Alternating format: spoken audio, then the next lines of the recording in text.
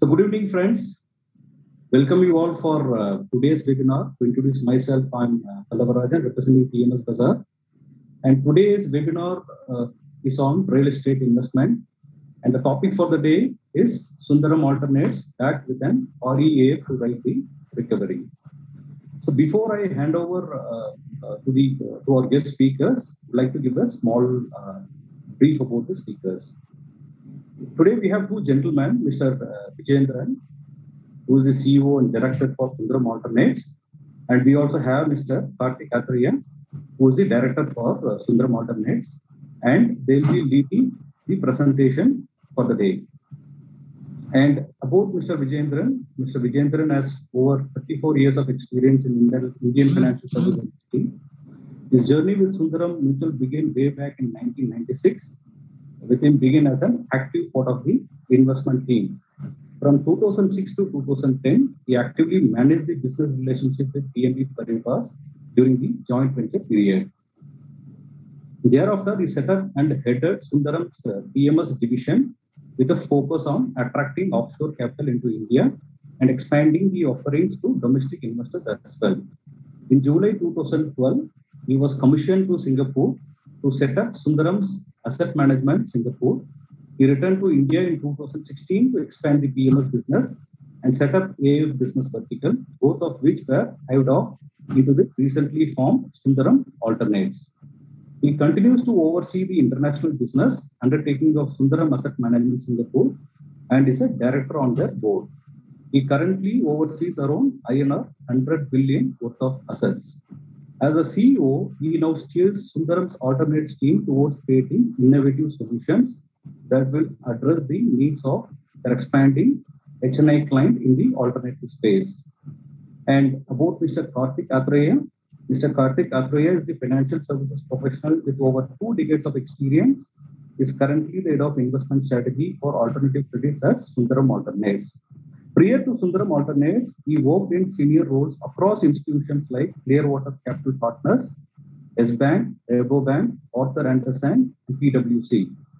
Under his stewardship, Sundaram Alternates has been managing over rupees 800 crore across 2 AIF funds for RE credit and has built a strong team and performance track record during perhaps some of the most challenging times for real estate as well as the economy with demand, RERA, GST, NBFC crisis, and now the ongoing COVID impact.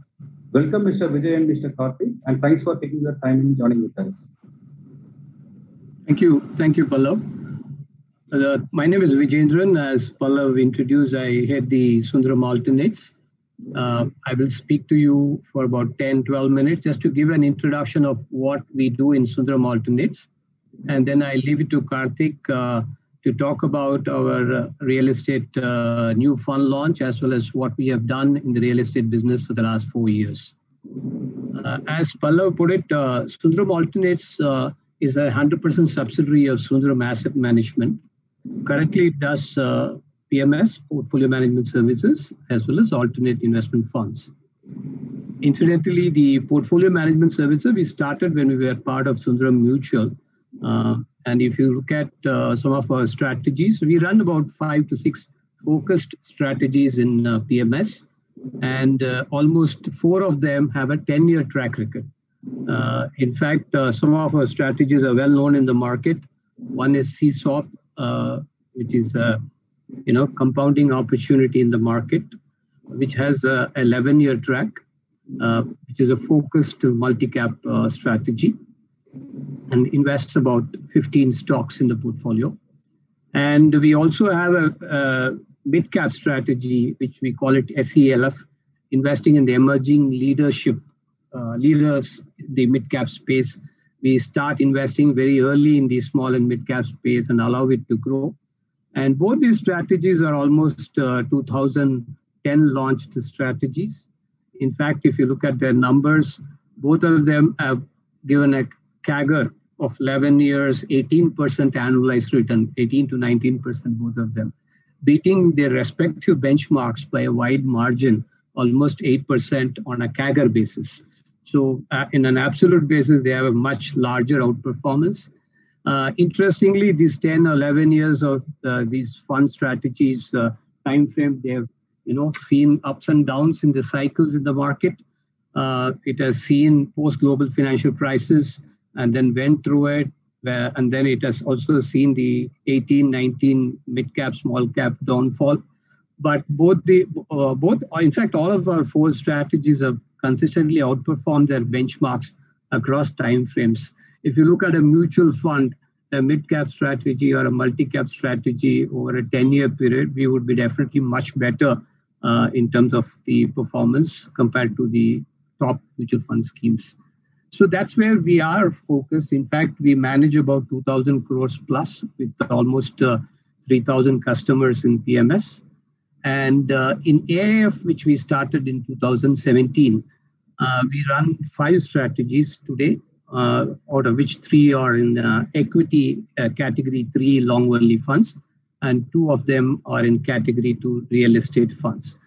In fact, on the equity side, it covers from the mid-cap and large-cap, multi-cap space in the AIF, one which really focuses on the consumption part of the market and which has done pretty well in spite of the consumption seen not very good in the last 1.5 years post the COVID 2019 hit from March 2020. But we have been doing well. In fact, our thought process, if you look at the way how we run the PMS as well as the AIF equity strategies, we build about 40, 45 core stocks. After a lot of analysis and research, we have a 7-8 member mutual fund research team, the research team which is common between the mutual fund and the PMS and AIF. We have a good, strong 7-member team who have put together more than 100 years of work experience behind us in terms of finding out, researching good stocks. So the fund manager also is a very strong research-oriented fund manager, Madan, who has been with us over 10 years, started with the head of research, and now he manages the PMS AIF equity strategies. So basically, very, very strong quality-driven stocks will be found in the portfolio. We have seen winners in the last 10 years. Some of the early entries which we have done in the small cap, mid cap have grown to be large caps like Bajaj Finance, Astra, and so many of them, I would say. So we believe in quality and good governing, good management stocks, which have a strong potential for growth and which are asset light. We don't get into too much of debt-driven companies, which goes through a difficult cycle when the interest rate movements happen.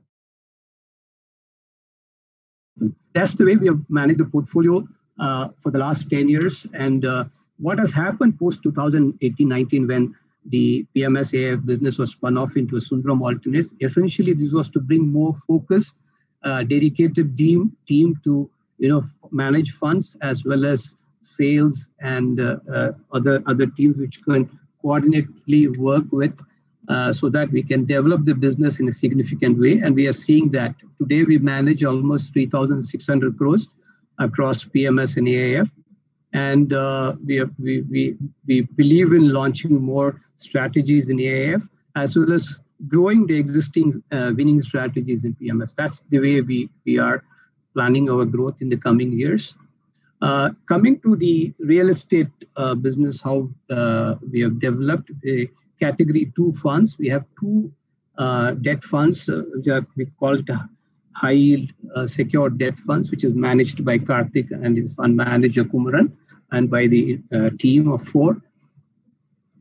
We have developed a very strong credit policy, which Karthik will talk about. And that has really helped us to succeed in the last 2 real estate funds, in spite of so many challenges, like as Pallav was talking about, RERA, DeMon, COVID. But these 2 funds have really performed better in spite of the trying circumstances in the industry. And we know that real estate itself has been a very difficult industry for the last 7-8 years. And we have done pretty well going by the way the industry has panned out with so many regulations and so many regulatory developments happening in the last 3-4 years. In fact, it would be interesting to note that the first real estate fund, which we raised in 2018, has so far returned almost 61% of the money raised from the investors back to them in the form of quarterly interest payments as well as capital repayments. In fact, the second fund, which we launched in 2019, which just closed recently, has already returned 10% of the capital back to investors. We have a very strong policy of repaying the investors by a quarterly interest distribution, and we have sustained this quarterly distribution quarter after quarter in spite of the COVID challenges starting from March 2020. So on the backdrop of the success of these two real estate funds, so we also decided the way the industry is looking at, there is a huge potential with government policy behind us, with the interest rates being lower and lower in the last 12 months. We see a significant opportunity in the real estate housing side, especially the residential space, where we see more number of people upgrading their houses or buying new houses. So that's where we see a potential for long-term growth in this space, in the real estate space. And the industry is also turning around. And thus we thought that it's a time to launch our third fund. And we have Karthik Athreya, as Pallav put it, is a very experienced fund manager and who has headed earlier almost 11 years of experience in Clearwater Capital, running the real estate book, almost $1 billion, both the onshore as well as offshore is managed. Significant earnings to the investors without almost zero default in his investments. Such a track record. Karthik joined us about 5 years ago. He is responsible for developing the category 2 products for Sundaram Alternates. He is ably assisted by Kumaran Chandrasekhar, who is the fund manager for the first two products. He will continue to be the fund manager for the third product. Kumaran comes from Piramal, as well as experience in the NBFC industry. He has almost 15 years of experience, having managed Piramal's 300 million book in southern part of India, especially in Tamil Nadu. So Kumaran also joined about 4 years back. And as a team, we have about 4-member team in the real estate part of the business. Karthik, Kumaran, and ably assisted by two analysts, credit analysts, who take care of the credit part, due diligence part on the investing side. I leave it to Karthik now to talk about the new fund launch and what he sees the opportunity in this space. Thank you very much. Thanks for the opportunity. Thanks to Pallav and the PMS Bazaar team for giving us an opportunity today. Over to Karthik. So thanks everybody for joining in, and thank you PMS Bazaar, Pallav, for giving us this opportunity. I'm going to try and take off from where Viju mentioned a few minutes ago that real estate has been a very difficult sector in the last 7 years. Just anecdotally, in the last 7 years, there have been close, despite all the noise on the negatives, etc., there's been close to $50 billion that has gone into real estate as a sector, just by way of fresh money across the capital spectrum, whether it is from banks, funds, AIFs, private investors, and so on and so forth. So just to put that sector has been in difficulty statement in context, money has never stopped to come into real estate. So as a result of which, while the sector goes through its volatility, and the micro volatility of real estate is far more visible because it's a very glitzy, glamorous, high decibel space. And so, any sort of, and it's a favorite whipping boy for most people to point to real estate and say, hey, you know what, these guys are making money, they're corrupt and cutting corners and so on and so forth. And many of those, may not be unfounded. But at the end of the day, in my career in investing, I've always found real estate asset-backed investing, whether that's towards development, whether that's towards, a corporate credit, whether there has been, some sort of a backstop from an equity standpoint, and I've invested across the cap structure. Real estate has always consistently, incentivized and hip-locked interests between investors and promoters and developers in a way that I have not seen other sectors do so. So, which is why I think real estate is actually one of the first credit themes that Sundaram, as an alternate assets and alternate credit business, decided to get into. So what I'm going to do now is to share a presentation which might help just narrow down our focus. Hold on a second. So, what I wanted to do is, quickly take the audience through from the macro to the micro, just so that they have a perspective of, why we think this is an exciting opportunity. Just by way of macro credit in India, roughly out of $2.5 trillion of, GDP, there's roughly almost a 1:1 correlation between, the overall Indian credit market, which is 2.2 trillion, and the GDP. And so this has consistently grown as a percentage of GDP from, I would say, from 0.7, 0.6 in 2009, etc., to 0.9. One would look at that and saying it's sort of levering up the economy, which is great from a growth point of view, and which I think most developed markets and markets that are reaching there have sort of gotten to that stage through some sort of financial sophistication. Having said that, the most startling ratio that I'd like to point out towards alternate investment and investing being a very, very sustainable feature in the Indian financial system going forward is, if you take any of the developed markets, whether that be the US, developed parts of the Europe, whether that's Germany and so on, you'll find that non-bank credit, is close to anywhere given a range between 70 to 85%, of the overall credit business or the credit markets. And, you have anywhere between 15 to, let's say, 25% of the market, which is the traditional banks. So which means essentially that anything to do with risk, equity-like risks and so on and so forth, in most developed markets are actually taken by non-bank capital. Now, what is non-bank capital? That actually means non-bank finance companies, which obviously are, lesser monitored and so on and so forth. Those mean funds, whether they are private equity, credit funds, mezz funds, and so on. Private pools of capital, which are unorganized financing, prop desks, and so on and so forth, which are in a position and in a sense indirectly have a mandate and a desire to create those kind of returns from a high yield point of view. And as a result of which they sort of end up taking most of the risk, and the banks typically end up financing more on social infrastructure, social capital, and so on and so forth. Whereas if you see in India, the ratio is exactly the opposite, where Indian banks, which are the lowest cost capital providers in the country, end up taking 75% of the credit market and effectively end up taking all forms of equity risk, which is really why, we have these sort of cyclical meltdowns, over leveraging issues and so on.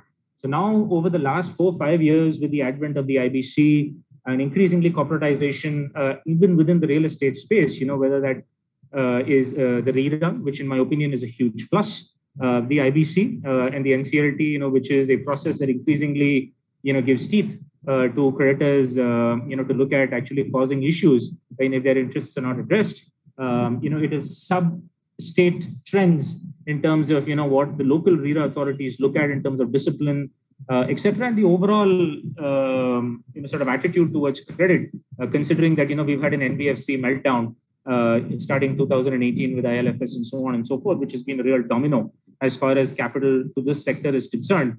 So I feel the inverting of this ratio is a gradual but already begun phase, as a result of which, if 6 years ago or 5 years ago, when we actually looked at launching an AIF Category 2 fund, I remember looking at the overall statistics where overall credit funds on AIF Category 2 were roughly around 90,000 crores committed into them. Today, that number in 5 years is 1.5 lakh crores. So as a result of which, we clearly see that, that inversion of that trend or that ratio is actually making, alternate credit and AIF, pretty sustainable asset class where, it is gradually expanding from HNIs and, on the one side to middle income senior management professionals, So not necessarily the big family offices, the diamond traders, and so on and so forth. It's sort of percolating down into working class, where disposable income is increasingly finding some allocation here, and at the other end of the spectrum, into institutional and corporate treasuries. For example, our own two funds in real estate, in the first two funds, have found several interesting, large appetite from insurance companies, corporate treasuries, where they not only like the yield, but they also like the cash flow characteristics, which I'll come to later in this chat, where they feel that their capital is protected, and they have periodic interest, cash coupon distributions, as a result of which, even pursuing such an opportunity vis-a-vis regular corporate credit seems an interesting way, not just from a credit perspective, but also a pretty interesting way to play an asset or a real estate play, where historically, 7-8 years ago, buying an asset was considered more viable, considering capital appreciation or perceived capital appreciation, versus a financial investment into real estate backed assets, like the funds that we are promoting. So we can clearly see the distinct departure from an asset buying to let's make a financial investment where our capital is protected, and we can still generate that 8-10% return post everything, which compounds in a fund perspective in a pretty healthy way, and despite volatilities within the sector, micro market volatilities, and so on and so forth.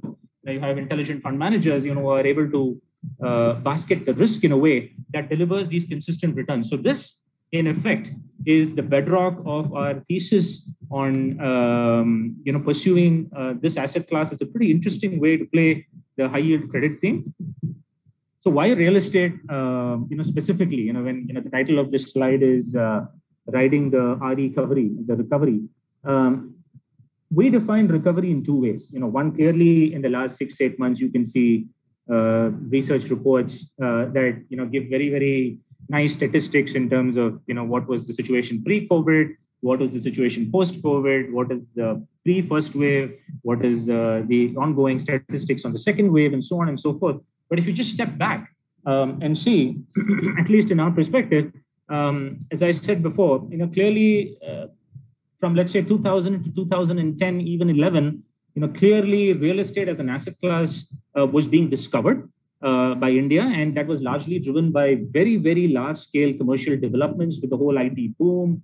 Obviously now, compounding that, has been the warehousing, logistics, online services, like Amazon, BigBasket, Flipkart, etc., consuming large amounts of commercial and retail space. And so essentially, that has largely been a driver which has spun off into residential developments, healthcare, schools, and so on and so forth around these large clusters of development.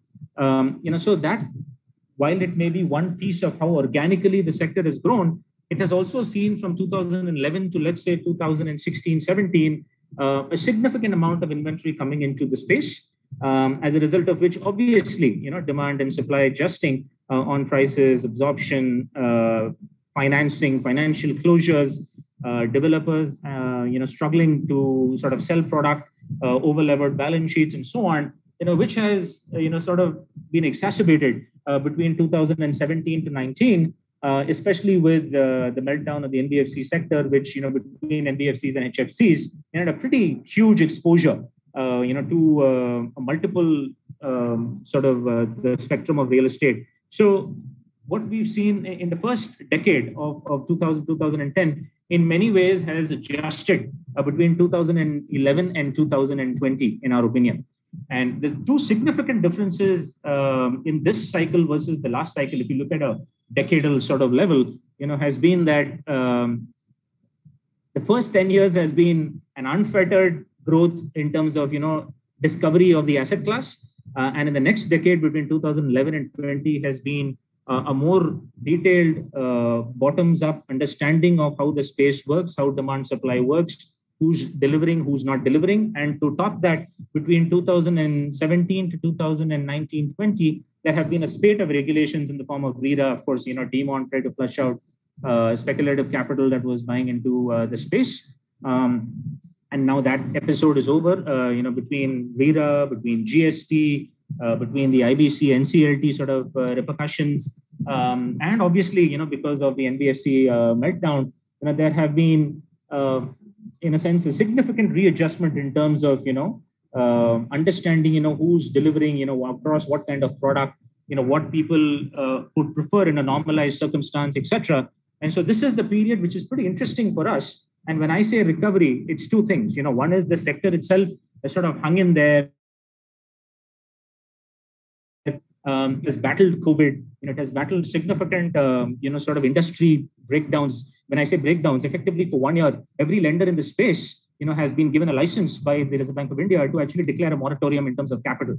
So effectively, developers didn't have to pay any capital, didn't have to collect any capital. So the system could have gotten lazy, right? We, of course, were different. In our two real estate funds, we refused to jump onto the moratorium bandwagon. We said, hey, and as long as you have cash, as long as customers are paying, as long as, their inquiries are converting into sales, there's no reason for you not to pay us. And, if you need specific help by way of additional capital or by way of 1 quarter's adjustment on moratorium on principal, etc., we'd be happy to give it to you. So we've sort of intensively asset managed to not jump on that bandwagon. But if you see what the sector has come out, in terms of inefficiencies, etc., it's still hanging in there. So that is the recovery piece where, you still have absorption, so luxury apartments, etc., even before COVID, has always been on the wane, and anywhere between 1.5 crore per unit and below, specifically in the markets that we operate, which is the south, Chennai, Bangalore, and Hyderabad, largely, have seen significant velocities around the 80 lakhs to 1.2 crore per unit sort of offtake. And, I would say 85% of our portfolio in Fund 1 and Fund 2, are sort of underwritten on the back of 80 lakhs to 1.2 crores in terms of end unit pricing. So from that point of view, we're clearly seeing where there is an appetite to purchase. So the consumer behavior, the ideology around, why I want to buy a house, the work from home, which has, in a sense, fueled a lot of the new demand that we see, how much of that is sustainable, how much of that is growing, remains to be seen. But we've seen a pretty healthy uptick and continue to see sales inquiries of 2 BHKs to 3 BHKs and 3 to 4, etc. But within these sort of overall price brackets, that's sort of one piece where the sector is hanging in there, and it has been a survivor, in our opinion. The second has been, unlike the earlier sort of stresses between, let's say, 2008 to 2011 or 2011 to 2015, where there was a paucity of capital, and between 2016 and 2019, where there has been an oversupply and a bust of capital suppliers, this particular sort of dislocation, if you will, in the market has largely been driven by lender or investor stress as opposed to developer stress, in our opinion. At least in the segments and the markets that we're looking at. And so clearly the deals that, we have done, we've done close to 17 transactions, committing, close to almost 900 crores of capital out of our first 2 funds. And if you see in almost all cases, there is an element of solving for a cash flow mismatch, within the project. So it's not necessary that the project is going through a stress. It is actually the lender who has lent or the investor who has invested into those projects is actually wanting the capital back. As a result of which, the developer is saying, hey, come in, term out my residual repayments as far as investment is concerned or lending is concerned, to map my residual cash flows from the project, because the project is otherwise going fine, and give me a little bit of top up of capital. Effectively, that's been the trade. And so these are bilateral credit trades where, essentially it's been a terming out plus a top up. And as a result of providing that liquidity, if you will, we're able to charge premium rates because, today liquidity is at a premium. So we think this trend in that yellow box that you see towards the end, it's a pretty attractive investment market where essentially you're being paid to provide liquidity for cash. And, the underlying against which, in terms of security, you're providing your investment, is actually fine and doing okay. And the counterparties that you're interacting with, are actually not able to source cheaper capital, from the existing investors or lenders, simply because the lenders and investors are in trouble, and it's actually not the developers or the project. So we think it's a pretty interesting vintage, as opposed to the Fund 1 vintage, where I remember pitching to investors in 2017, where RERA was going to come in. IBC was, going to come in, etc. And people weren't clear in terms of how that's what's going to play out, and GST was going to come in. And so now that has now settled into the market. And Fund 2, which is ironically just around COVID, we launched Fund 2. So that's why Viju mentioned that, we've sort of, our 2 funds have performed on the backdrop of significant material credit and investment events. But we think that this Fund 3 that we're launching right now is a pretty interesting vintage from the next 24 months point of view, because the opportunities we're seeing are with great counterparties, good yields, great underlying projects, and we're being paid for liquidity on a senior secured credit basis. Right? So that's a significant thing. So the historical dislocations on account of potentially sector issues or project issues or developer issues, and now what we're looking at are really capital supplier issues as opposed to developer issues. So this is an important distinction I felt. Obviously, I covered this point a little bit in the earlier slide, where if you see, typically where we tend to focus on, is the residential space, only because of two reasons. One is that, residential residential is by its very nature self-liquidating, which means that, if you sell a house, you get cash, and we're sitting there as a senior secured lender, and we get access to that cash, we pay ourselves down. So essentially, your loan amortization schedule largely matches the liquidation profile of the projects that are mortgaged and escrowed to you from a cash perspective. So residential is pretty interesting structurally for us to look at when we do credit and when we do amortizing credit.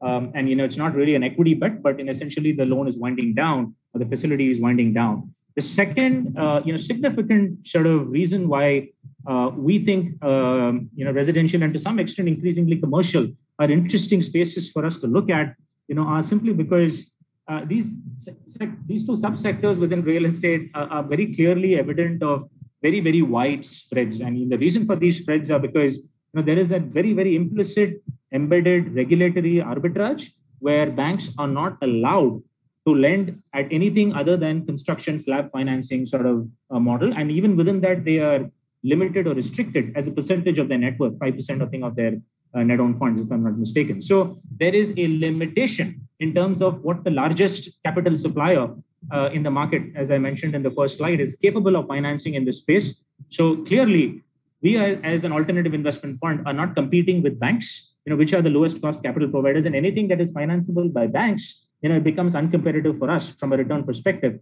So clearly, residential and to some extent commercial, because of some special situations that are coming due to COVID and so on, become very, very financeable for us, simply because they offer us an implicit regulatory arbitrage, and essentially these are not spaces that lower cost capital can compete with us. The second is obviously also for the same reason that banks, for example, within their own risk matrix, if a project satisfies ABC criteria, and I don't want to dive into that at this stage, are capable of providing construction finance at anywhere, depending on the counterparty, between 10 and 12, 13%, right? And essentially where we are financing, and I'll come to that slide a little later in this presentation, are running every deal return at between 18 and 20% IRR.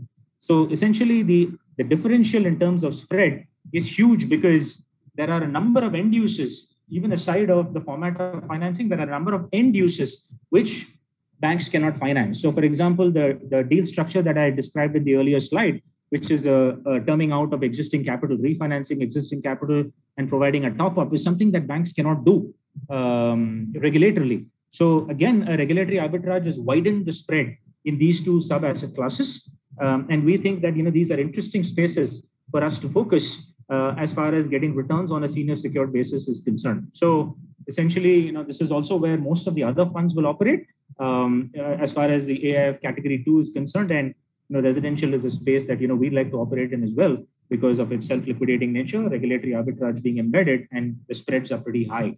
So this I thought was an interesting thing for you guys to note.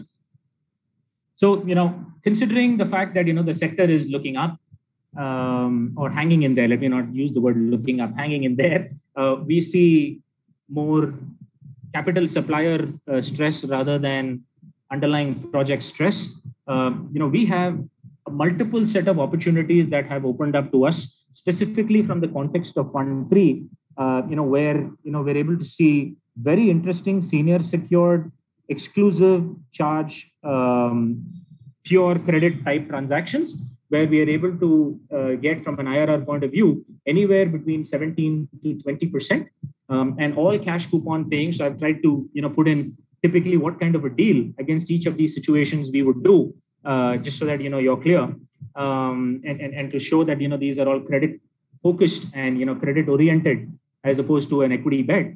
And essentially, this kind of an opportunity, we think, is a pretty interesting one that we would like to take advantage of, simply because I think we are actually being paid to provide liquidity at a time when the projects are actually solving for themselves. The sector is headed from a corporatization point of view into the right space. Developers are becoming more conscious of the fact that they need to create cash and deliver product, as opposed to, going again and again and hoarding land and, doubling down on, their land inventory as opposed to generating cash. So, the real estate developers, especially the discerning ones that, we have financed and are looking at, are now more and more focused, even as opposed to 5 years ago, on creating cash as opposed to, holding up assets. So the historical 2012-13 DLF IPO sort of thinking, where, you'd be able to command a certain premium over your net asset value, which is largely driven by land, which can potentially be unproductive and not generate any cash,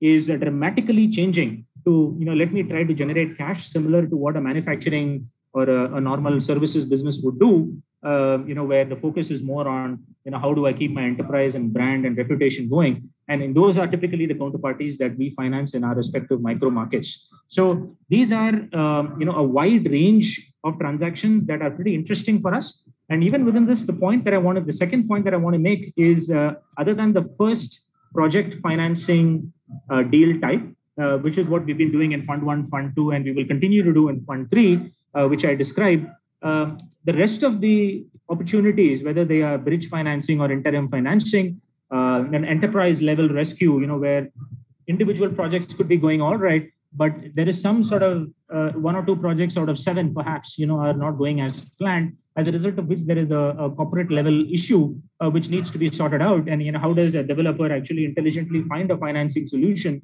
to be able to solve that and keep his enterprise going, or a non-residential credit, which could be, in healthcare and commercial and warehousing. And we've seen, examples of this particular transaction, even in our Fund 1 and 2, where in Fund 2, we've done a very interesting trade where we've backed a developer who's at a fully leased building in Chennai, where, he had, on account of a residential project, delayed payments, not an NPA or a SMA2, but he had delayed payments to SBI. We came in and refinanced SBI proactively against both the residential and the commercial building. And today, a year and a half later, he is in the process of, selling that building. He could even take an LRD out of on that building and pay us back twice the capital that we invested. We're ending up potentially making a 22% IRR on that trade. So we're seeing those kind of transactions, interestingly, today, because of the dislocations around commercial, the dislocations around,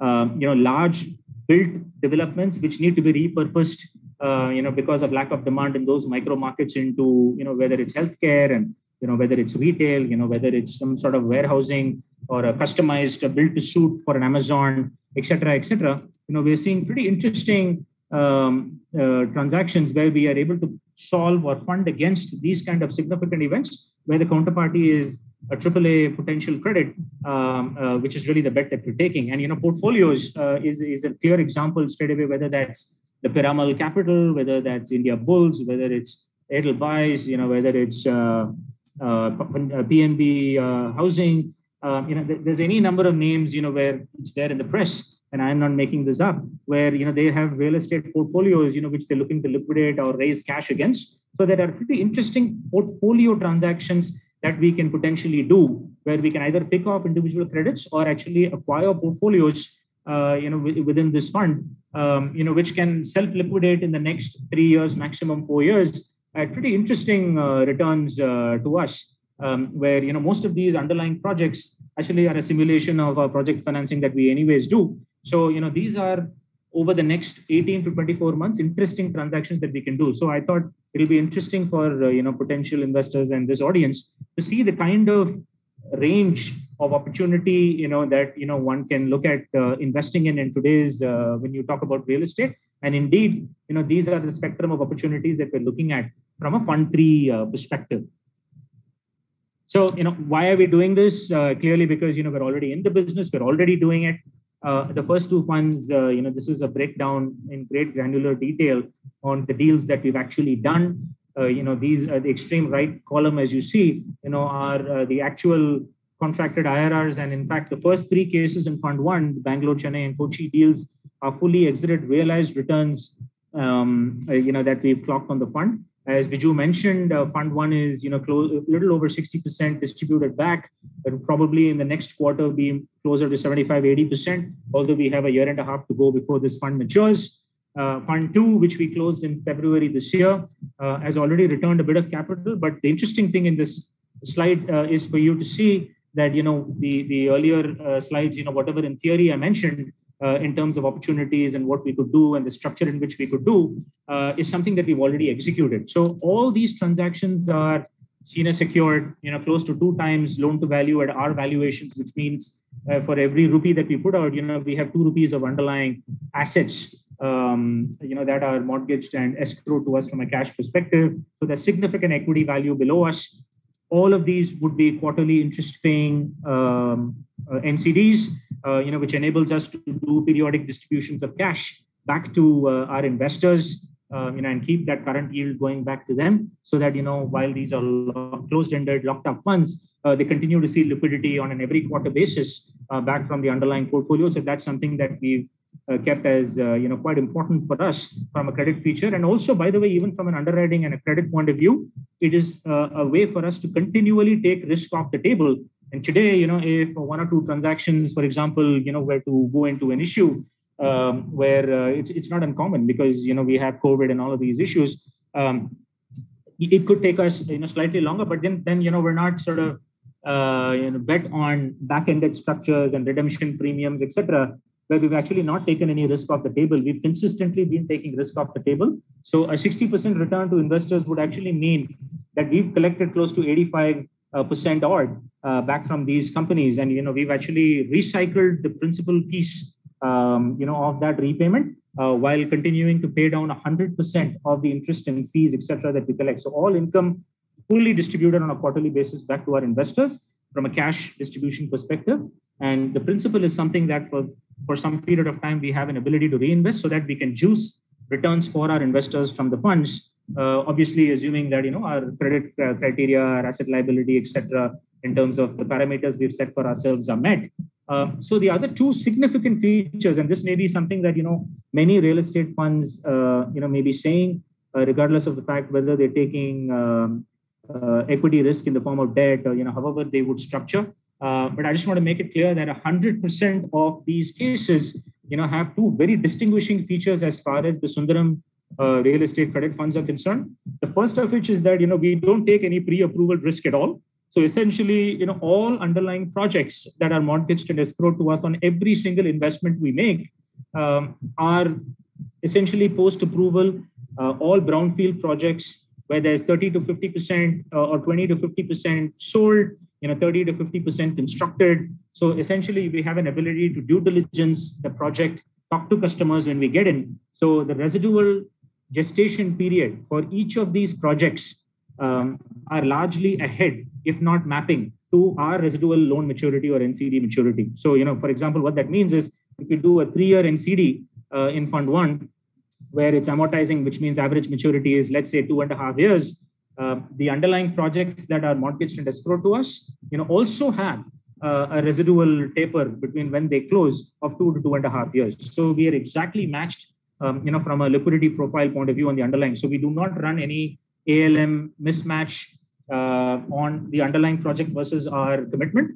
Neither do we run an ALM by way of a credit policy between when we have to return the funds, which is the maturity period of the fund, to when the investments are likely to come back.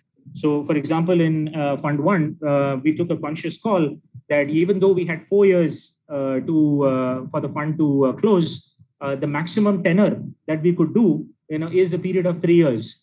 So essentially, minusing 6 months to a year from when the fund matures for us, so that, if there's any potential issues in the underlying projects or deals, we have that time already built into the fund maturity for us to be able to resolve it and give monies back as and when the fund closes. So that's a feature we've adopted in Fund 2 as well. So which is a 5-year fund, and the maximum tenor that we can do is 4 years. So the brownfield risk, or no early stage, no land risk, no pre-approval risk. So a huge real estate risk in the market is really, land stage financing or pre-approvals where government interferences, cash portions of handling land acquisition. All of these have historically, in our research, derailed investments, despite the best of intentions of developers and promoters. So we just simply don't want to take that risk at all. So we do only post-approval financing. That's one.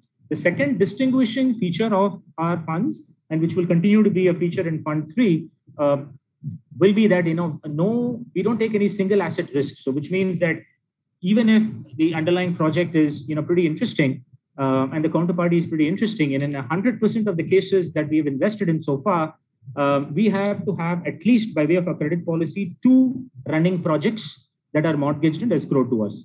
Now, why that is because the second big risk in the real estate space is one of sales velocity, cash collections. And again, despite best of intentions, if the promoter is not able to sell something at a particular time because of COVID, because of whatever issues, he shouldn't put his hands up and say, I cannot pay you, I cannot service you. So essentially, we have multiple projects that are mortgaged to us. So even if the velocity slows down in one, the other project kicks in and is cross-collateralized to our loan so that, we're able to draw cash through our escrows and pay ourselves down. So that has actually significantly protected the portfolio even through COVID, where we've seen slowdowns in some of our projects, and other projects have actually stepped in within the portfolio and paid us down. So, this is something by way of credit matrix that we've developed right up front way back in 2016 when we wrote down these policies, and we've consistently executed them. So what you see, it looks interesting, but a lot of the back work is thinking through the sector risks and the micro market risks, and typically the sort of idiosyncratic risks that hit the sector. And that is the reason why the portfolio has continued to pay us down through COVID lockdowns in terms of cash, even when I would say 90% of the industry, the financing industry, has actually given moratoriums to counterparties. So these are 2 things that you should bear in mind. Of course, there could be a situation where we could potentially have a deal with, let's say, a Shapoorji Pallonji, where they could come and say, or a Godrej, and they could say, hey, I've got all approvals, I've gone through this level. Why don't you fund this project? It's a real construction financing risk, and the deal comes to us because of something which the banks cannot do, again, the regulatory arbitrage point. And we could look at that. We made a small side pocket in Fund 3 for us to look at super blue chip names where the risk is actually so low and the residual project is actually going to pay us back in less than 2 years average duration, and which we could potentially look at. But essentially, what we want to bank on is post-approval, no single asset risk. So really more an enterprise level corporate credit risk backed by running cash flows, across multiple projects. So that's this slide. So from a track record point of view, we will continue to do more of this in Fund 3 as well. Again, our approach to underwriting, these are sort of more nuances in terms of how we approach. It's not just real estate, any sort of sector where you typically lend as an AIF fund or whether as a credit fund, even from offshore, the levels of asset management, asset monitoring are pretty deep and intensive. And so as Viju mentioned, we have a team where, we have a fund manager, we have analysts, we also have Sundaram Home Finance, which is, been in the market for several decades in the markets that micro markets we operate in, basically lending home mortgages or home loans. And, they, by virtue of knowing a lot of the developers, have pretty up-to-date information in terms of how various projects are doing, how deliveries are happening. And so there is a lot of post-disbursement monitoring, as well as a disbursement, deal evaluation, diligence, feedback, and input that we get from Sundaram Home Finance, which is also, by the way, sitting by way of representation on the credit committee of this fund. So, it's a pretty heavily, intensively asset managed business. And so these are some of the nuances, that we have stylistically in terms of dealing on a day-to-day basis, on a weekly, fortnightly, monthly basis with each of our portfolio companies. And, this is, at the end of the day, for Sundaram Group, this is a senior secured loan. This has to pay down like any senior secured loan. We have to be sold senior charge. We have to have enough loan to value and equity subordinated to us. And the good old principles of how Sundaram Finance looks at a loan on its balance sheet is similar to what we are doing through an AIF structure. So a lot of the sectoral risks, etc., are being mitigated through the structure of how we look at transactions. And so, typically, in my opinion, real estate is probably a single B or a double B risk at best. And so, through our structuring, through the securitization structure that we have, and through our covenants and documents that we've written ourselves, and the way we asset manage, we have sort of credit enhanced that to at best a triple B or an investment grade. So that's how we look at this as Sundaram, fairly conservatively, and keeping in mind that, hey, what we sort of run as ALM risk, what we commit as the spectrum of risks that we will take to our investors is what we should end up doing. And that is reflected by the fact that in our investment committee or the credit committee, you'll see this is, of course, the actual factual position of how our committee is structured. But if you see the slight nuance in this, and for folks who have to manage this business on a day-to-day basis, is that if you see Mr. Harsha Vijay is actually part of the promoter group. He's Mr. Vijay Santanam's son. He's a deputy managing director of Sundaram Finance. He sits and is actively involved in every single credit decision that we have as part of the credit committee. You have Mr. Ramaswamy, who is the CFO, Financial Controller, Finance Director of Sundaram Finance. And Sundaram Finance is fairly obvious and evident point, but is the sponsor of the group and indeed the sponsor of the funds where they've committed significant capital. So between the sponsors and the group and Sundaram Group, in the first two funds, they're between 20 and 25% of the fund has been committed by them. So it's not just trying to raise money from investors and investing in the market. There is true skin in the game. They're walking the talk. So they've actually put in the capital themselves only after a year and a half of due diligence on all of these things that I've mentioned to you over the last few slides. And if you see Mr. Lakshmi Narayan, he's the MD of Sundaram Home Finance, as I mentioned. So there is a very active, tactical and strategic involvement of Sundaram Home Finance as a proxy to real estate within the group in terms of oversight. And of course, we have Mr. Srinivas Acharya, who is a permanent invitee to our committee, and he's run Sundaram Home Finance and with tremendous market knowledge on the real estate space in our South micro markets, aside of Mr. Vijendran, who is on this call. So what I wanted to say is that, there's a very high level of accountability to our role as a fiduciary of your capital or any investor's capital. And, there is not just a fund management team which is operating in isolation, but essentially the whole group of Sundaram Finance is involved in an oversight of this particular strategy, and which will continue to be the case in Fund 3 as well. This, of course, is the way the fund terms are and the fund is structured. AIF category 2, we're looking to raise 750 crores. Our first fund was, 400. Our second fund, hit a little over 430. We think that considering the opportunity at hand, and the fact that, the market is looking very, very interesting right now, as I mentioned, in terms of the spectrum of deals that we're looking at. We're running a pretty big pipeline today. We felt that, we should be able to raise this money. And of course, these are the terms. So our goal from a returns point of view, just proactively addressing it, is trickling down from a 19% sort of or 18-19 gross return on a deal, considering the fact that, we may not actively invest in certain phases. Like, for example, the last 4 months in Fund 2, we really wanted to wait and watch, and we put a lot of deals which were in diligence on hold, simply to see the impact of what, COVID wave 2 would bring, how it would impact sales and so on and so forth. Now we're accelerating and revving up again after being convinced that, post diligence, these companies that we've shortlisted are actually going to perform.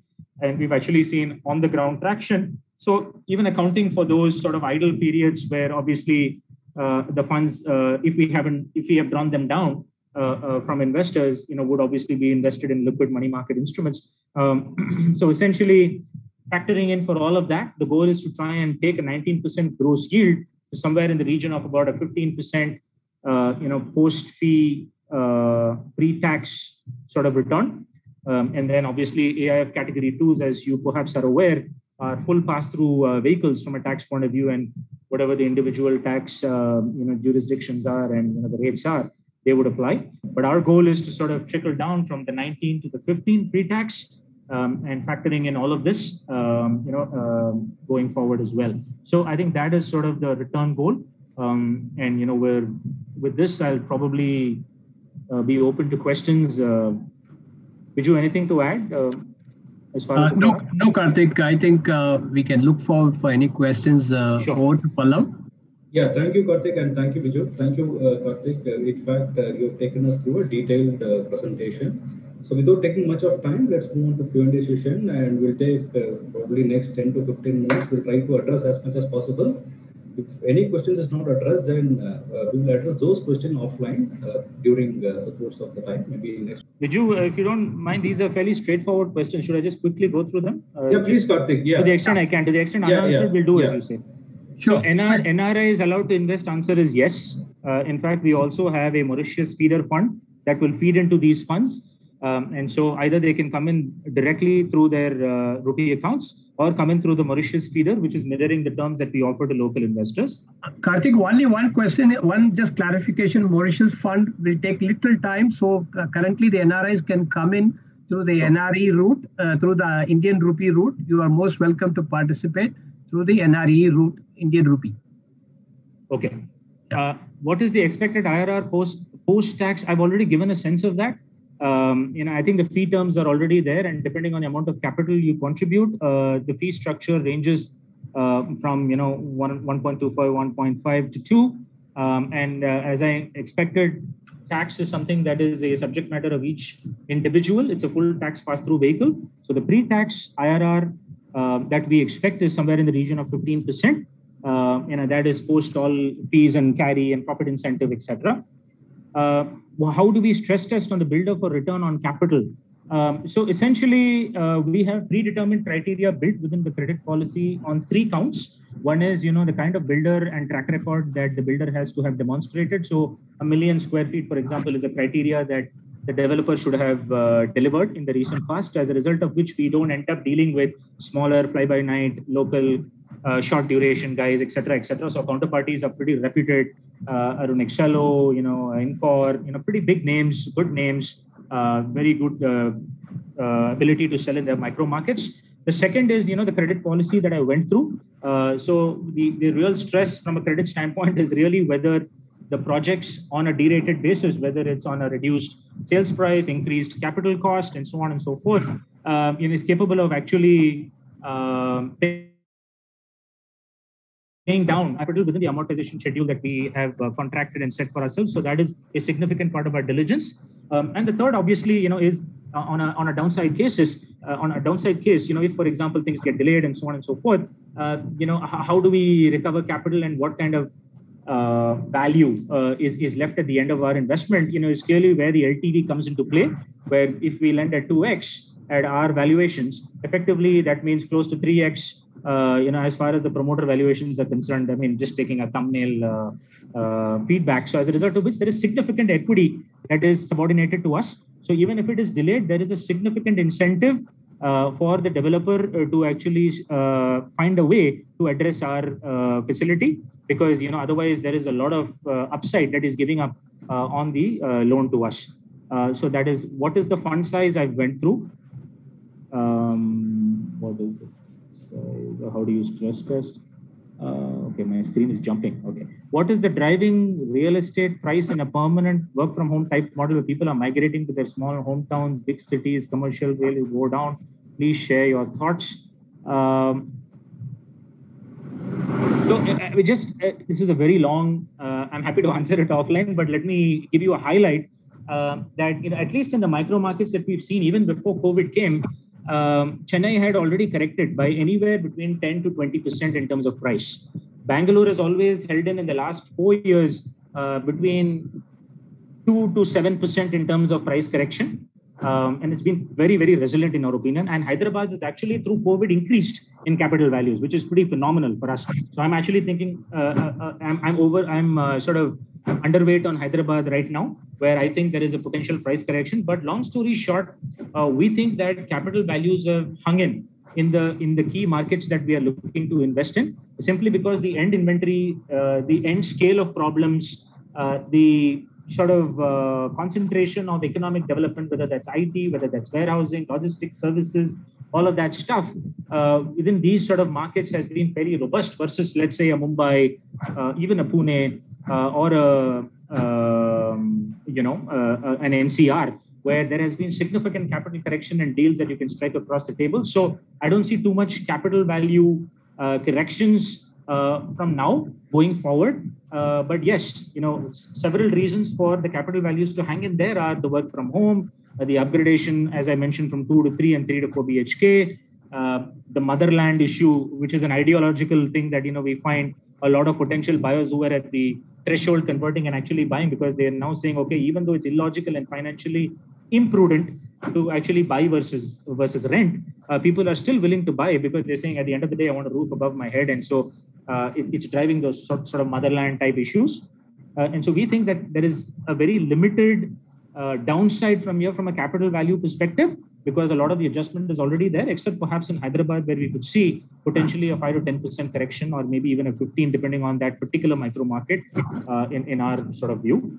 How is this way of real estate investing better than buying a flat or buying a REIT or a windbreak? Okay, so this is something that I addressed a while ago in my conversation, where I think 2000 to 2010, people were clearly betting on a unfettered one-sided growth on as far as asset value is concerned.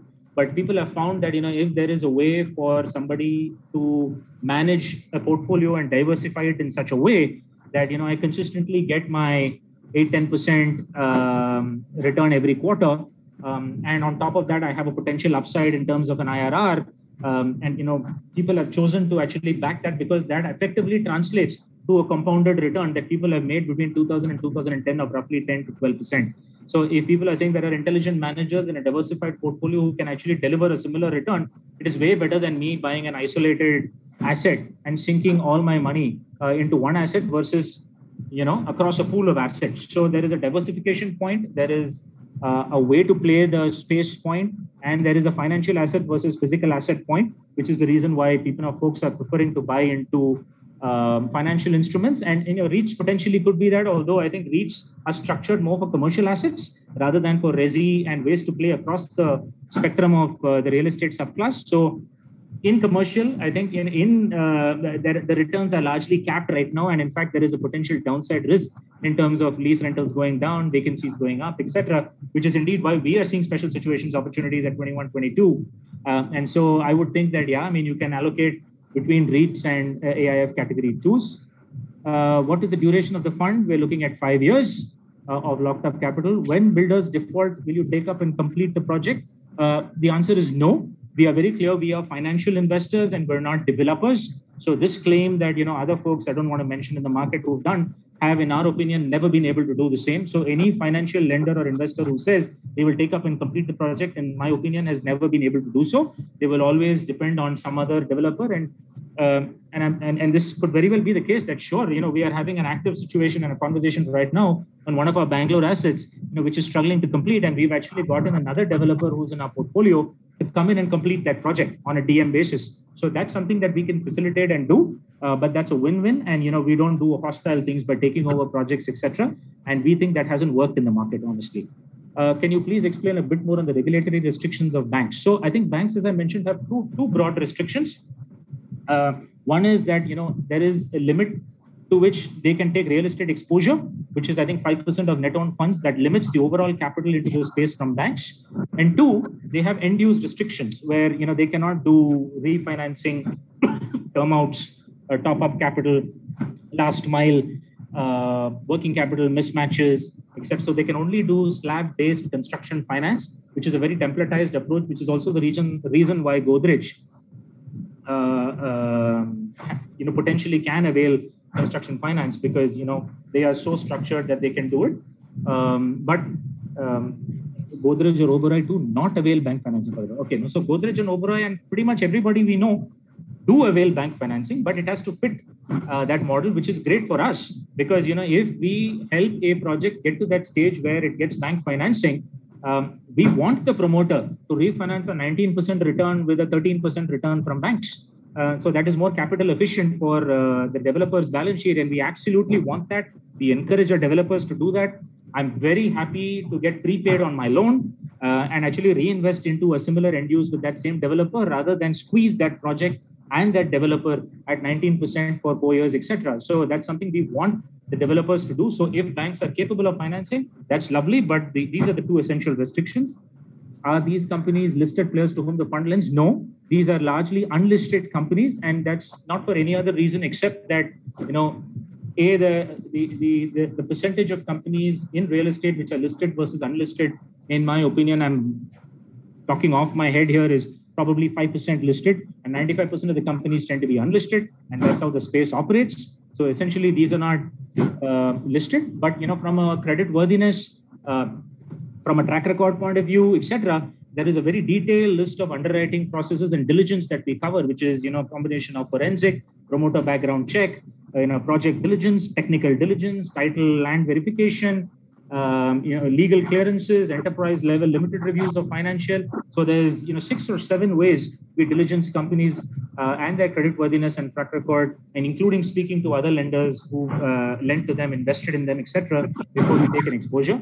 What do you mean by catch up in the performance fee? So typically, this is not applicable to us. So one of the reasons we highlighted this is because a lot of the private equity funds in real estate and otherwise, and other funds which are similarly structured, actually base their profit incentive on what's called a catch up, which means that, in the first few years, for example, if my preferred return to investors being 12% is not met and it's 11%. So in our fund, there is no catch up, which means that, effectively, we don't get paid a profit incentive fee. But in many other funds, when they say there is a catch up, which means that even though I may be running a majority of the fund on a below preferred return basis, but if the fund actually eventually catches up because of 1 or 2 deals beyond, then the fund manager is entitled to a profit incentive on the entire pool of capital of the fund or the commitment, which is essentially more fee and more cost to investors, which we want to upfront say to investors that, if the investor makes money, we make money. And if the investor doesn't, we don't. So we're not entitled to the profit incentive. So that's what catch up means. We can send you some literature on that. What will be the net return pre-tax are covered. When you say 2x of security, what are those exactly? These are essentially hard asset covers, which are a combination of absolute replacement value of the underlying land, the undivided share of land, or the area that is development right mortgage to us, etc., where on a net asset value basis is something that is a cover or a backstop to the amount we lend. So, for example, if the cumulative gross cash flows of a project that we're looking at is at, let's say, 100 crores. Now, the net asset value post discounting, etc., and the valuation and comparative valuation of that, which incidentally, by the way, in every single deal, a third-party valuer does for us, whether that's Cushman or CBRE, etc. So we don't go just on our basis. We also corroborate that with third-party valuations on every single deal. Should be, let's say, if it is 75 crores, then we can lend 37.5 crores against that 75 crores. And, we cannot lend anything beyond that. So we can't lend 50 crores against 75 crores. So that's what the 2x means. So it's essentially the absolute monetizable value of hard assets against which we lend. So which is really why we believe that our LTV or loan to value is a reasonable approximation of what you would get in the market, if you went out and tried to sell that asset. In this time, a lot of builders are facing NCLT cases. What will happen in the case of an investor builder and undergoing NCLT?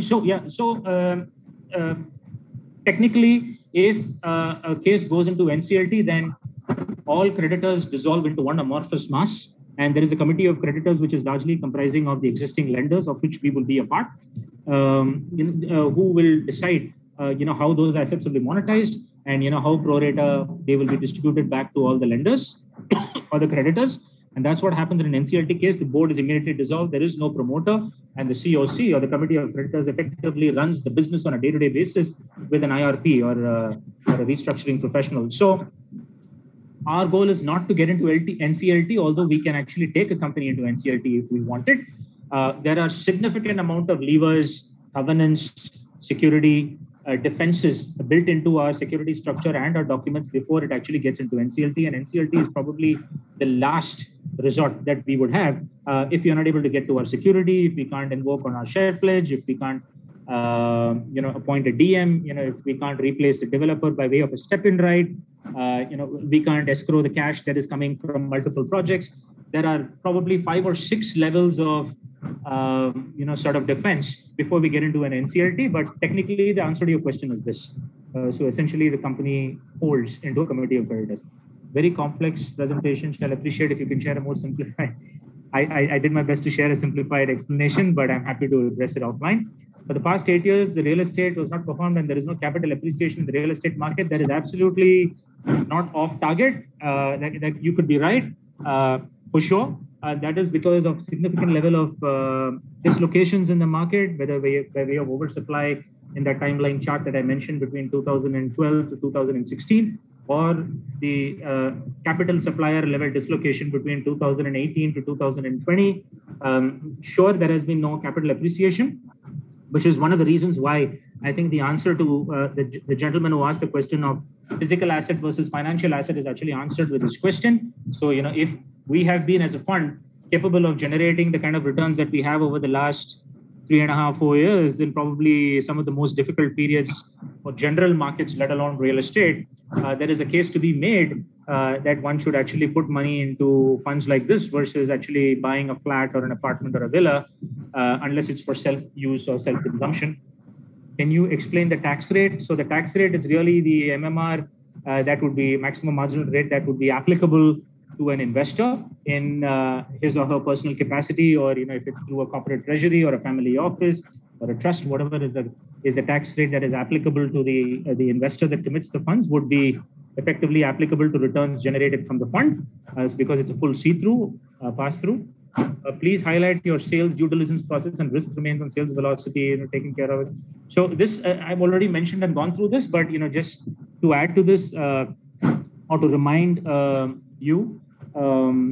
Clearly, we are investing in brownfield projects, which means that, we don't end up taking a bulk of the execution and don't take significant greenfield risk on any of our investments in the funds. So the goal is there is already a track record of sales, velocity, price, construction project, progress, costs and escalations, etc., evident and diligenceable by us before we actually disburse monies against projects. So the fact that we focus on brownfield largely addresses a lot of the sales due diligence questions that you have.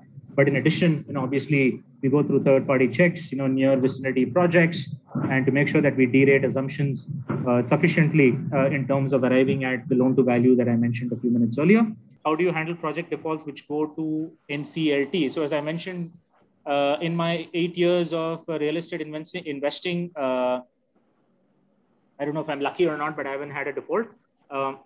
But I would say in the 2 cases that have delayed payments to us in our fund here, there is significant level of security and cash and monetizable assets already within our security portfolio, and obviously the borrower is quite happy to work with us in terms of trying to resolve those. And he doesn't want to go to NCLT. Forget about anything else.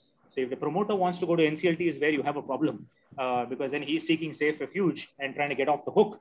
So as long as that's not the case, it means there is value in the projects and the underlying, which is really how we look to underwrite transactions. And so we haven't had to go to NCLT, but if we did, then obviously we'd have to go a pretty typeset way and appoint an IRP and go through the COC, and we get ourselves appointed to the COC. That's a separate process and a fairly templatized approach that's already set out. Do you have any sector-wise max investment limits in the fund? So we do have, by way of regulation, 25% maximum in any single deal, but we don't extend beyond 10 to 12% of the fund in any deal in reality. And so essentially what we have are, from a fund perspective, 15% of the fund is maximum what we invest in a particular transaction. And we also have established on an inter-fund overall business perspective, just so that, we don't run any business level risks across multiple funds, an overall number of 75, 80 crores, beyond which we don't go through a group borrower limit as well, which is a synthetic limit because regulatorily that doesn't apply to us, but we do.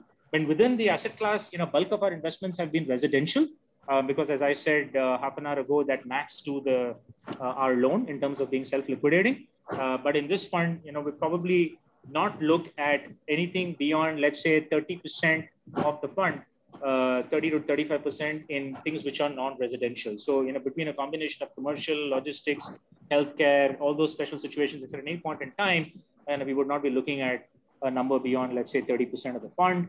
Do you think real estate will have good boom going ahead in India? Our economy is under pressure practically. What are your comments on this? I've addressed that.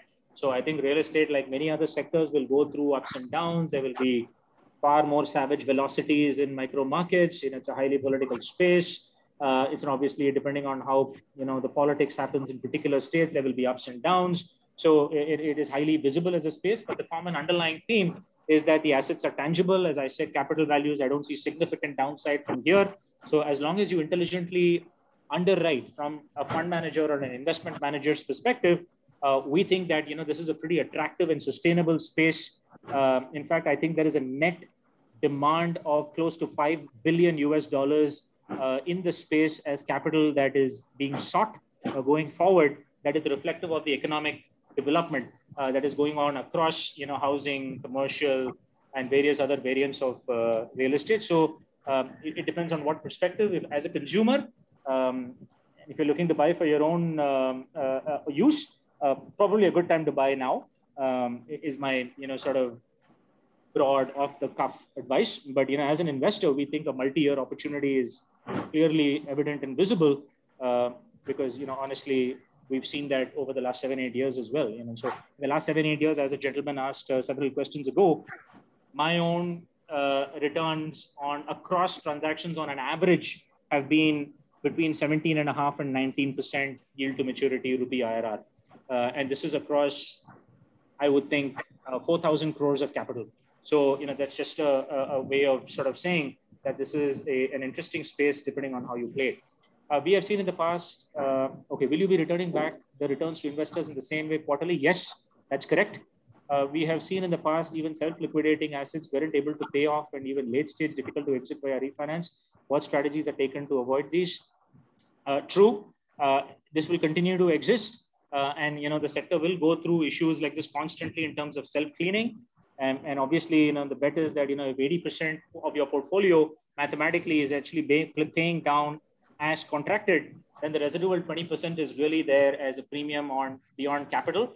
So the 80% should actually return the 100% of the capital with returns mathematically. And that's sort of the top of the mind or back of the envelope calculation. And the balance 20%, which are all these kind of cases, should actually return the sort of multiple of 1.2, 1 to 1.4 that we're looking to actually generate over time. So essentially, that's why we're confident in hanging our hat as Sundaram Group, being as conservative as we are, that this is a reasonably capital protected lending business, and there is potential upside to be made, and with periodic cash returns. What is your drawdown period? What is the initial capital investment capital? So in the first two funds, we've had 50% drawdown on initial commitment, and the balance is drawn down over a period of 12 to 18 months. In fact, we have 25% yet to be drawn in our fund 2, just as a matter of illustration.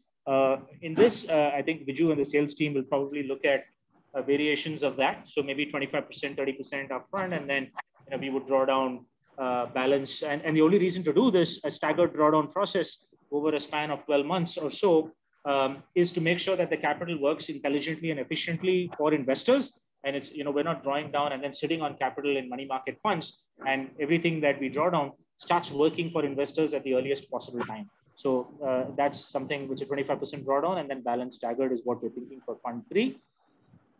What could be indicative of CAGR returns for the fund in 5 years? So I think CAGR returns, our goal is to make compounded 18% returns, 18 to 19% returns of the underlying portfolio, as you can see from our track record. So that's really what we're looking to generate in this fund as well. And as long as we're able to do that on a preferred return basis, I think as sort of interest rates soften and, as, various things go up and down in the market from a credit standpoint, this would be a pretty interesting asset class to actually look at from a pure credit and a delta over typical corporate credit perspective. And so that's sort of what we're targeting from a gross return perspective on the underlying. How do you manage post-finance monitoring, finance approval? So yeah, absolutely. And this is a super important piece of our business. And as I mentioned, this is very intensively asset managed. So essentially, we have multiple levels of engagement, Dinesh. The first is, obviously that we continuously are in dialogue with all our promoters, and so there's a relationship piece to it. And then there is a monthly project level information that comes to us, both from our analysts as well as third-party, agencies that we employ for the purpose. And so we keep getting constant information on sales, on costs, on progress, on issues, on collections, etc. On a continuous basis on our portfolio. So we know at any point in time, early warning signals, slowdown, issues, collection issues, conversion issues, and so on and so forth.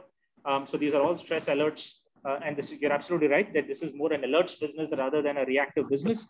So, obviously we have conversations well in advance of when credit events can happen to set right situations. And, obviously inbuilt into our asset monitoring is also the fact that for every single sale that the developer does from our underlying projects, they need an NOC from us. So essentially that is to monitor the sales price, and which is really the basis of our underwriting. And so without our NOC, they cannot actually register any of the sales they make. So that enables us on a project by project basis to constantly keep track of how the underwriting and the LTV is moving on every single deal that we do. So there's lots more in terms of governance and conversations. But these are the highlights. What is the difference between your AIF and companies like Piramal Finance and Piramal Capital? So the method of underwriting is different. Where a fund versus Piramal Capital is an NBFC, so they take prop capital decisions which are much longer term, very different LTVs. And their approach to underwriting is one of scale as opposed to one of, and they are pan-India business. So there's multiple levels of difference between, let's say, a Piramal and us. But essentially, we are a micromanaged business focused on the South as a micro market, and we have very specific underwriting specs. We don't operate in pre-approval projects. We don't do single asset real estate project financing, as I mentioned. So we have more of a reasonably unique, I would say, underwriting matrix, even compared to other real estate credit funds. I don't want to name them, but they're in the market recently and even now trying to raise capital. And we're quite different in terms of the way we underwrite. And this is, I would, with all respect and humility, say that we are quite conservative in the way we look at credit and the situations and the sort of asset monitoring and covenants that we have, are quite different. Piramal, like deep pockets, have burnt with Big Builder and SBI refinance with stress on lease situation for SF alternatives. Exactly for the same reason, scale is not the only driver for our business. We don't look at business for the sake of business. So for example, if it's a 19% risk, I would not do a predatory pricing and try and price that at 15%, for example. And if it's something that I can get a 2x or a 50% loan to value, I'm not going to lend at a 75% loan to value, which is a decision that, a longer term, bigger capital, NBFC balance sheets, etc., have the ability and freedom to do. We don't do that. We live from deal to deal and fund to fund.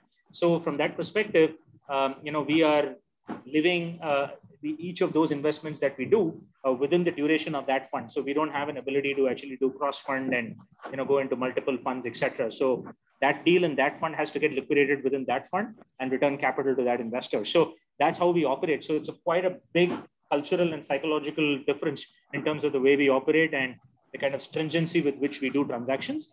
Why real estate is going up in COVID, risking jobs? How is this fund impact because of any real estate downturn?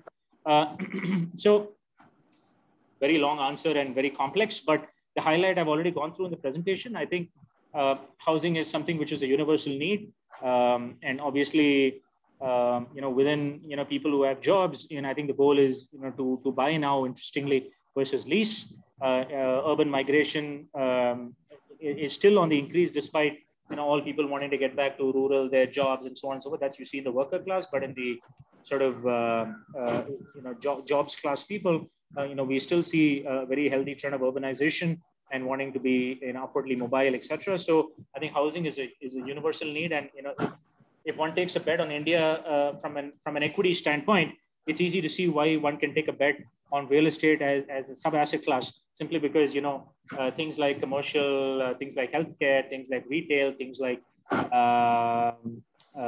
warehousing, logistics, the whole derivative of real estate products, are actually driving the GDP of the country. So, if you think that India is going to grow at 3% and not at 7%, then probably real estate is potentially growing at 1% and not at 5%. I think that's sort of the rough matrix. I would be off the cuff, and so that is I think continuing to have a reasonably stable state. And obviously, in the next 24 months, specifically from a Fund 3 point of view, we see opportunities coming from stressed capital rather than from stressed developers. And so a lot of the opportunities that we're seeing are refinancing and term outs, as I mentioned. And so that's actually driving Fund 3 demand for capital. Clarify how RERA, DeMon, and GST disruptions, clearly liquidity. And so, if RERA says no diverting capital, DeMon says no speculative capital, and GST is an increased cost of business that cannot be passed on, all of these are equaling lesser liquidity in the hands of developers. And so for developers who are saying that, hey, you know what, a combination of all of this is making my business unviable, then they have to get out. That's the consolidation that is already happening over the last 2 years in the space. And for people to say, hey, despite all this, I have a viable way of making business and I have a good enough reputation, goodwill, enterprise, number of projects, overall absolute profitability, cash flow to continue, those are the guys we're backing. So I think that's sort of, clearly the split on consolidation. But all of these clearly have disrupted liquidity big time, which has created opportunities for us to actually lend at pretty attractive rates. Are you seeing a lot of buyers failing to pay RE loans and banking creditors taking those homes due to job losses, etc.? Sure, there are defaults going up.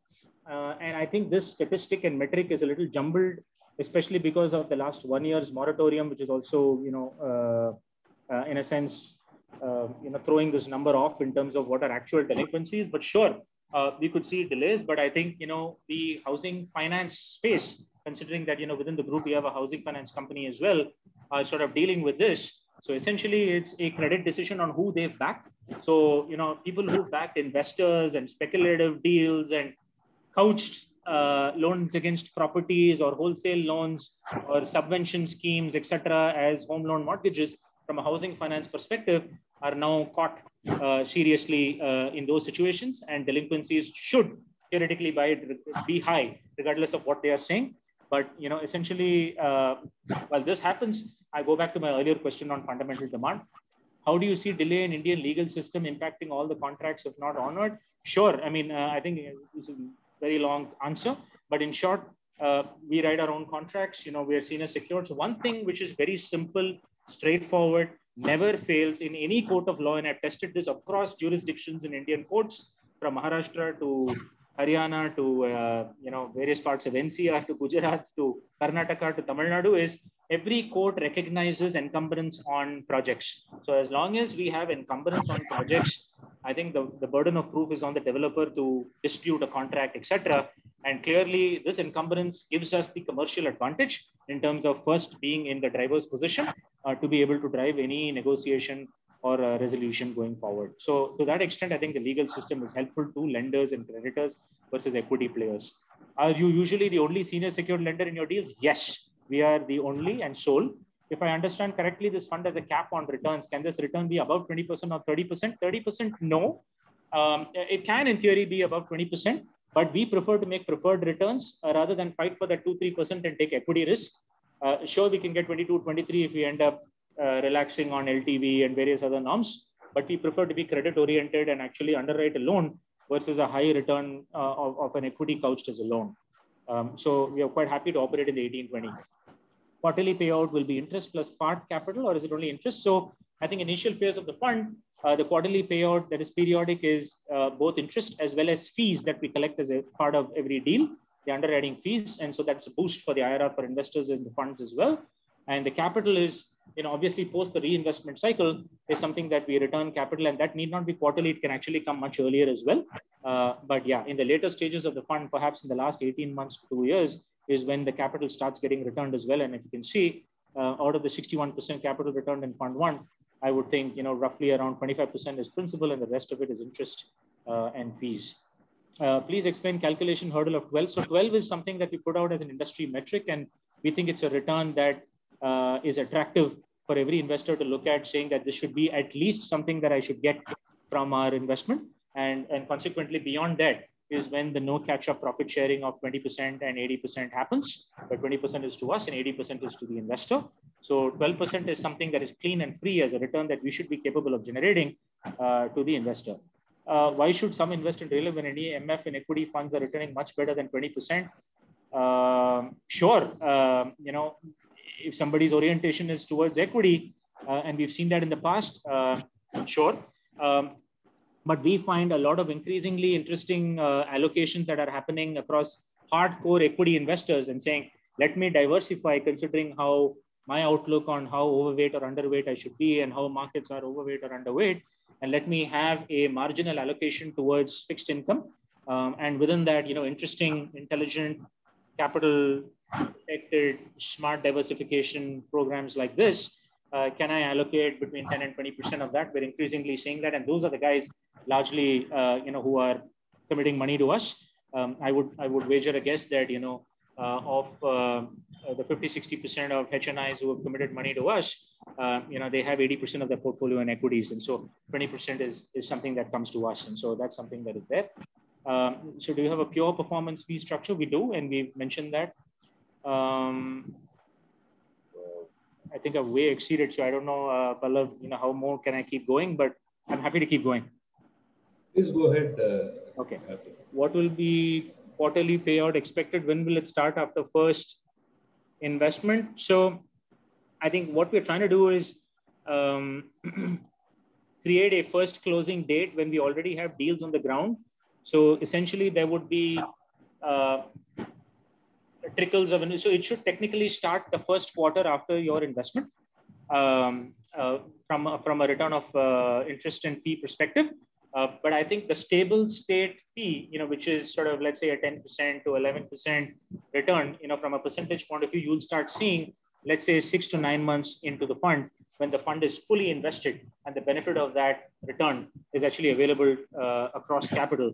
So, that is, I think, the J-curve period that we've set for ourselves in terms of how quickly our deployment should be. But you should start seeing return of capital like you saw in Fund 2, where 10% of the capital is already returned when we've closed a final close in February this year. So that period of investment is fairly quick, but to scale up and hit stability, it probably takes 6 to 9 months. Benefit of having invested real estate stocks through stock market. Again, it's an equities versus fixed income point. It's apples and oranges. So we are in the fixed income, quarterly distribution space. So, it's an allocation question within your net worth. Interest rates are at an all-time low. Do you lend at floating rates? No. To the question earlier, we want to be fixed income on preferred rate basis, exactly so that, there is for people who do mark to market within their books, especially corporate treasuries and insurance companies, they tend to value our portfolio within themselves. We don't advocate NAVs to them, and we do NAVs on our own basis on a quarterly basis, but they're able to mark that up on a fixed income basis. We don't do floating. What are their USP compared to such similar AIFs? I mentioned several, but I would think reiterating the fact that, we are more brownfield focused rather than early stage or pre-approval. And we don't actually niche ourselves into any single project. And we are multiple projects to every single loan or facility is a significant differentiator between us and other similar AIFs. Can you please share detailed presentation, expected cash flow and risk? Okay, this is something that, we can follow up with. I think I've covered all questions, Pallav. Yeah, Karthik, I really appreciate, and in fact, you've taken almost all the questions in the Q&A. But however, there are dozens of questions which has been already collected. I'll send across. Sure. Hope I'll get the response during the next week. So I really appreciate both gentlemen, Karthik as well as Vijayendran, for taking your time and explaining about your product, real estate, and addressing all the questions, most of the questions. And thank you so much. And audience, thank you so much for joining us. And hope this session would have been much useful. Looking forward in hosting another such insightful event. Thank you very much.